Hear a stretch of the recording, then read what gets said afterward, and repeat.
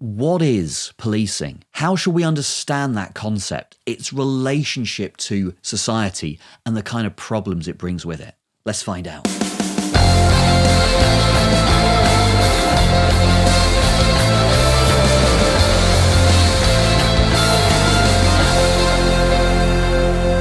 Hello everyone, welcome back to The Attic. My name's Mark Jago, I'm a lecturer in philosophy in the UK. Last month I made a short video on defunding the police and some of the ideas that go along with that concept. So that video generated a lot of interesting discussion and I wanted to go a little bit deeper. So last week I managed to sit down with Koshka for a couple of hours out in the garden and we talked through lots of the ideas behind her academic research and the kind of ideas for society that it suggests. So we had a pretty long interview, so I'm going to break it up into 3 parts.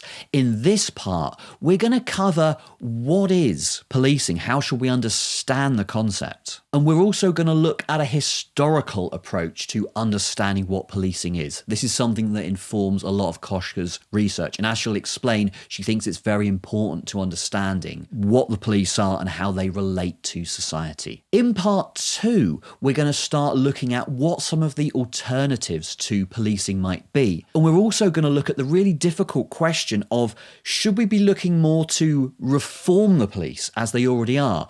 Or is it more going to be a question of abolishing them to some extent or altogether? Okay, and then in part 3, we're going to look at one of the questions that always comes up when we're talking about defunding or abolishing the police. Don't we need the police to ... So for instance, don't we need the police to fight crime, or don't we need the police to keep us safe? So if you find these videos useful, you can help me out to make more videos. Give this one a thumbs up, leave me a comment down below, subscribe to the channel and hit the bell icon to get updates. So just before I hand over to Kosh, I want to give a few shout outs. Firstly, there is Koshka's book to mention. It's an edited collection with leading academics talking about different approaches to abolishing the police. Secondly, I want to give a shout out to the amazing illustrator Kat Sims. We're using their illustrations in this video. You can also find them in Kosh's book. And third, I'm going to be using some graphics from the website abolitionistfutures.com. If you're interested in what they're doing, go and take a look. Policing is fundamentally the use of violence and the threat of violence to control a population, to enforce the prevailing social order and punish non-conformity. And generally, not always, but on the whole, that means protecting the haves and their accumulated wealth and power from the have-nots who might try to contest that.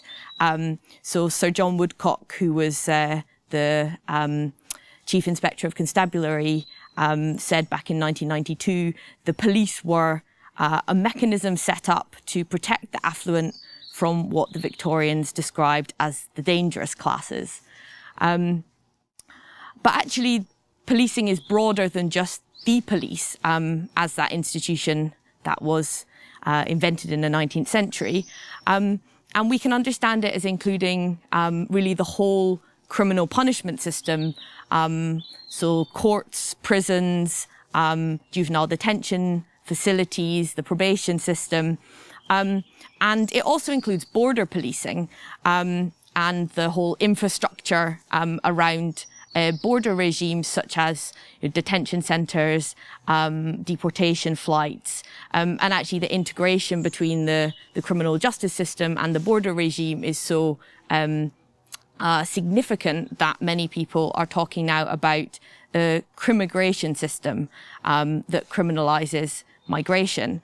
And it also includes undercover policing, so what are often called the kind of secret state, MI5s, the security services, surveillance, mass surveillance and targeted surveillance are big parts of policing. And policing is really a global system, a global phenomenon, and it's interconnected with the military and paramilitary forces, especially in occupied territories or countries that are subjected to neo-colonial domination. So to understand policing, we really need to think about the parallels and the complex connections between all of these agencies and institutions, the ways that they work together, and the interests that they serve. Policing is also an industry. It's a global industry. So we have private prisons, we have security companies like G4S and Serco, who run immigration detention centres here in the UK. We have arms manufacturers like BAE Systems that sell policing weaponry such as tear gas, rubber bullets. Crowd control expertise is something that is kind of exported by the British police around the world to regimes such as Bahrain and the US. So the global circulation of technologies and expertise is big business, and that's another aspect of policing that I think is important to investigate. So this is a bit different from some standard answers you might hear to the question, what is policing? Such as the idea that policing means fighting crime, or the idea that policing means enforcing the law, that police means law enforcement. And these answers, they have some truth to them, but they are also inaccurate in important respects. So, for example, if we think about the answer, policing means fighting crime, well, we have to ask what is crime? Who counts as a criminal? And a lot of my research has been looking at understanding how this derogatory concept of the criminal, the way that criminal is used as a kind of a bad thing, as an insult, how that functions to exclude various forms of dissent from being recognised as political contestation, so to dismiss them as mindless and not political, and to legitimise crackdowns on them. Then there's the idea that policing means enforcing the law. But actually, policing has always had a very complex and sometimes shady relationship with the law. So sometimes the police are enforcing the law, sometimes they're breaking the law, often with impunity, or they're creatively interpreting to the point of inventing the law. And we see many cases in which the police kind of get to determine what the law means in practice, although that might be rather different from what you would think it would mean if you looked at the law written down on a piece of paper. Policing doesn't just or even primarily enforce the law, but we can observe that policing and the police tend to have the law on their side, whatever it is that they do. That's why we have to understand policing as broader than just the police, and look at the courts, look at the judges, look at the entire kind of criminal punishment system and the system of law and lawyers and how those are interrelated.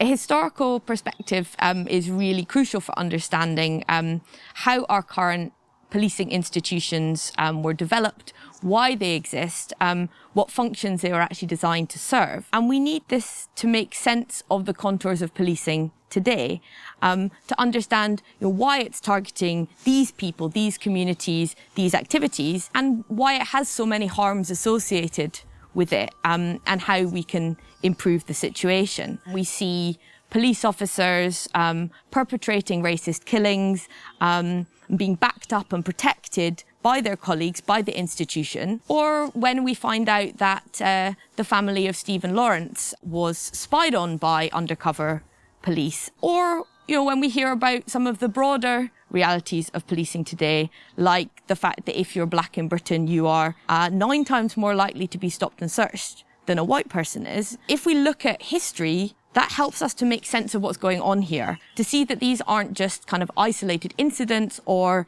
accidental disparities that could be perhaps corrected through some improved guidelines. We see that they're products of police and prisons' very purpose in society, what they were historically invented to achieve. So since the police were invented in the early 1800s, they've been used for racial and class control, developing out of slave patrols in the US South, in England, used as strike breakers in the kind of industrial northern cities and towns in the 19th century, and often concerned with the policing of gender and sexuality to enforce bourgeois family models onto the working classes. As colonial enforcers in Ireland, in Kenya, and elsewhere, and now we're looking at the history of British policing. And a concept that is really helpful for understanding the history of policing is the concept of the colonial boomerang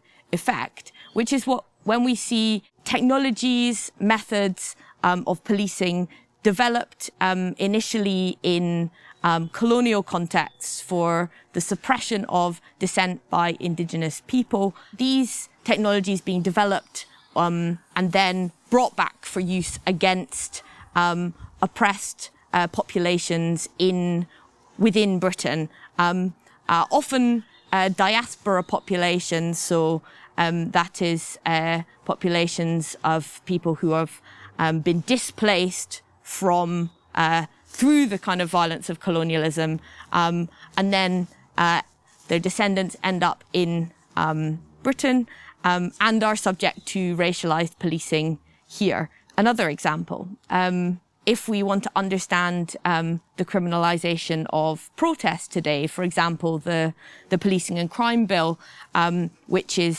seeking to impose significant further restrictions on our abilities to protest, it helps to look to history and see the ways in which emancipatory social movements, anti-racist movements, environmentalist movements, LGBTQ liberation movements in the past have come up against the police and have suffered criminalization. To make sense of the present, we need to look at the historical trajectories of the criminalization of protest, of poverty, migration, sex work, the criminalization of working class and black communities under the aegis of the war on drugs.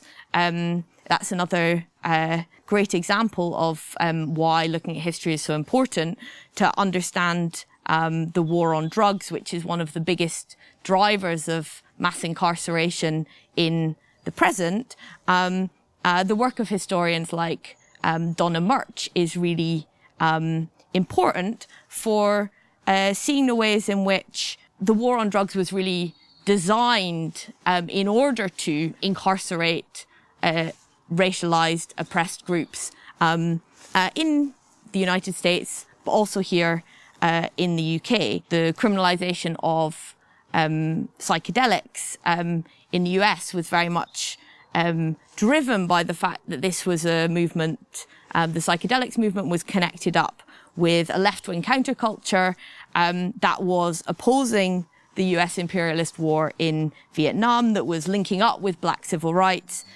movement, and was therefore seen as very threatening to the state. So if we look at the past, we can kind of understand how we arrived at the situation we have today. And we can understand policing as an instrument, a tool in these kinds of political and social struggles between the Black Civil Rights Movement, the anti-war movement, and those who were profiting from the war and who were profiting from segregation and white supremacy. Okay, so that brings us to the end of this part of the interview. Thanks so much to Kosh for doing this, and I hope you join us for part 2, where we're going to be talking about questions of what are the alternatives to policing and this difficult question of reform versus abolitionism. So I hope you join us back for that. If you've enjoyed this video, give it a thumbs up, hit subscribe, hit the bell icon to get updates, and leave us a comment. Hope to see you back for the next part.